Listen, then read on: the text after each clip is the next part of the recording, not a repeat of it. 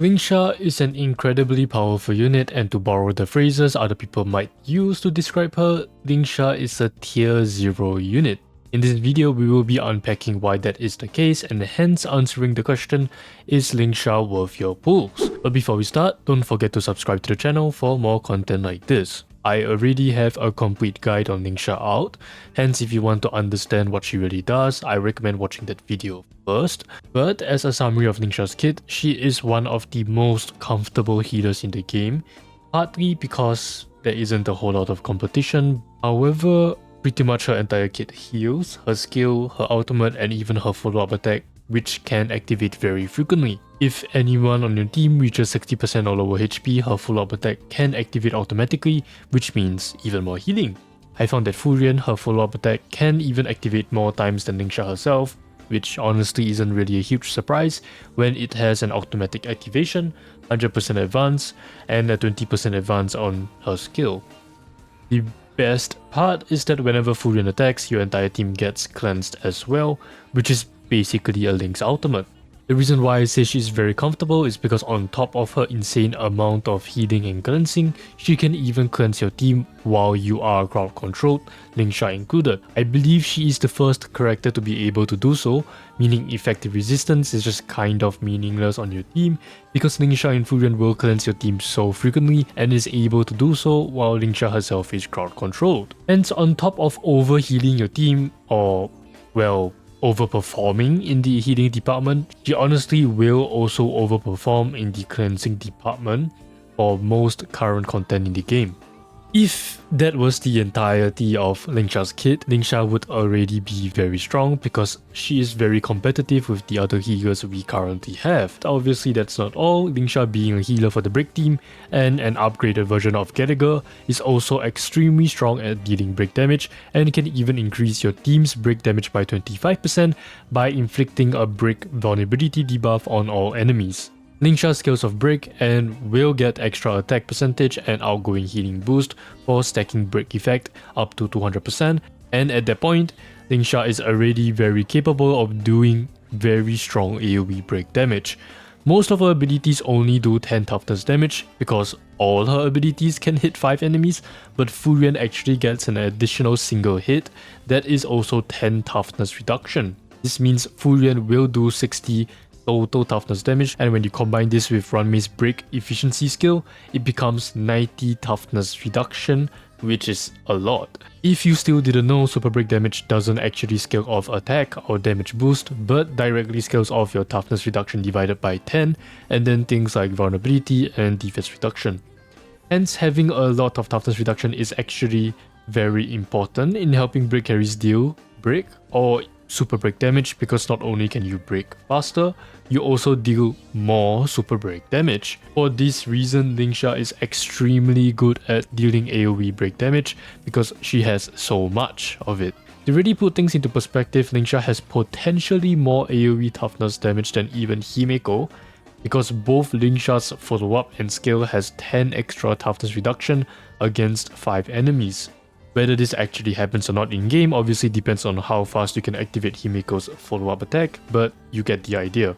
That is kind of why I say Lingsha is a cross between an erudition damage dealer and an abundance unit, because she both destroys waves of enemies and also heals your team so much in the break team. Due to how Hoyoverse has structured Honkai Star Rail, your sustain honestly has to do more than just healing or keeping your team alive to be considered a very strong sustain, because almost all content in the game is time gated and rewards you for clearing as fast as possible. So for Aventurine and Huohuo, they get extra follow-ups, or they can increase the crit damage dealt or regenerate your team's energy and gives an attack boost. In Lingsha's case, she not only does a stupid amount of damage for a healer because of super break, she can also increase the break damage taken by enemies. And like I said, even without the super break damage, just the healing, the cleansing and the break debuff, Lingsha would already be very strong, because that's kind of Aventurine or Huohuo. They don't do that much damage. Obviously Aventurine does slightly more, but it's not to the point where they can like carry your team. But she also gets a ton of damage if you are using her in a break team. And even if you don't use her in a break team, her healing and cleansing capabilities are just so insanely high that it quite heavily power creeps Lynx and Locha, and is probably slightly better than even Huo. Hence why I rate her so highly, and I genuinely think that she is the best sustain unit in the game by nature of her team. But like I've already mentioned in my facial video, being strong and being worth your pulls are two separate things. Whether or not a character is worth your pulls depends a lot on their competition in my opinion.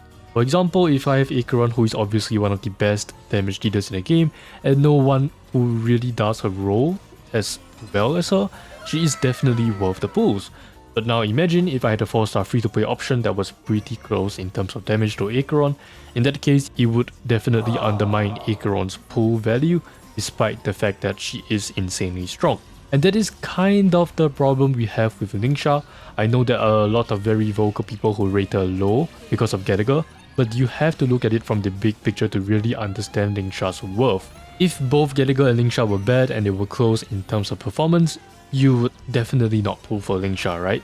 But if both Gallagher and Lingsha are insanely good and have a very close performance, you would, or rather should, look at them differently. But before we get into that, let's actually compare Gallagher and Lingsha to estimate the gap between them. In about 400 action value, which is about 6 turns for Lingsha, I found that she can do damage in the millions, which is quite insane actually, especially for a healer. Obviously it's going to be less than a damage dealer, but obviously this is in the break team. If you're not using her in the break team, she will lose out on this damage. And so when you compare Lingsha to Gallagher directly, you will find that Lingsha actually does less single target damage, which should come to no one's surprise because Lingsha's entire kit is AoE and Gallagher has an enhanced basic attack. When it comes to 3 targets, Lingsha is actually very slightly better by 5 to 6%. And finally, at 5 targets, Lingsha wipes the floor with Gallagher and is a 50% increase over Gallagher individually. When it comes to healing, both Lingsha and Gallagher are actually about the same because Gallagher's healing can increase or decrease depending on the enemy that you are facing. And so the bigger or more important factor that separates them is the cleanse, because Lingsha has a team-wide cleanse on her follow-up attack that can occur very frequently. However, for Gallagher, you need to use a skill point and you must have E2, and then you can only cleanse a single ally at a time, which means Gallagher's cleansing potential is just much worse than Lingsha's. Hence, the major takeaways for Lingsha versus Gallagher is that Lingsha has better AoE, worse single target damage, better cleansing, slightly better healing or about equal healing, more break damage vulnerability, is able to use follow-ups, has an emergency healing or cleanse that can come in quite clutch, basic attack regenerates more energy, and is slightly more skill point intensive because Gallagher technically doesn't have to use his skill at all. And so when you also factor in both Gallagher's and Lingsha's versatility, I do genuinely think Lingsha is quite worth your pulls even if you already have Gallagher, unless you are a veteran player who already has multiple sustains and you know what you're doing and you can make do with Gallagher. However, if you value comfort and how easy it is to beat content, or you are a beginner or even a player who is halfway through the game and not yet at the end game where you have multiple characters already built, I do think Lingsha is very worth your pulls due to her comfort and her extra utility and damage that can carry you through harder stages. And with Harmony MC being completely free to play, it is basically guaranteed you can run Lingsha's best team, because in a super break team, anyone can be a damage dealer as long as they have sufficient break effect and toughness reduction. Combine that with the fact that Runmei, Firefly and Boothill are very popular characters that quite a lot of players have, Lingsha's value further goes up because you already have very strong break carries and supports. Hence, because Lingsha not only provides a lot of healing and cleansing, but also provides break debuffs and lots of break damage, I think Lingsha in general is a very good pull regardless of your investment level, and is only less of a great investment if you are an endgame player who has Gallagher and either Aventurine or Huo already. Because if you don't, you can run Gallagher and Lingsha on both sides effectively, because both Gallagher and Lingsha are extremely versatile and can be played in a lot of teams outside their best team. Therefore, players should weigh and compare for themselves whether or not Lingsha is a good pull for them, depending on how strong your team already is. Perhaps if you have E655 or something, and you already destroy everything, then obviously the damage matters less for you. Or maybe you don't like break teams at all, even if Harmony MC is free. Or perhaps you use Acheron and Facial teams, Aventurine for Facial and then Gallagher for Acheron, and Gallagher just needs to apply a debuff to be useful in the Acheron team, and he is already good enough, and so on and so on. Anyways, that's pretty much it for this video, so if you enjoyed, remember to like the video, and as always, thanks for watching.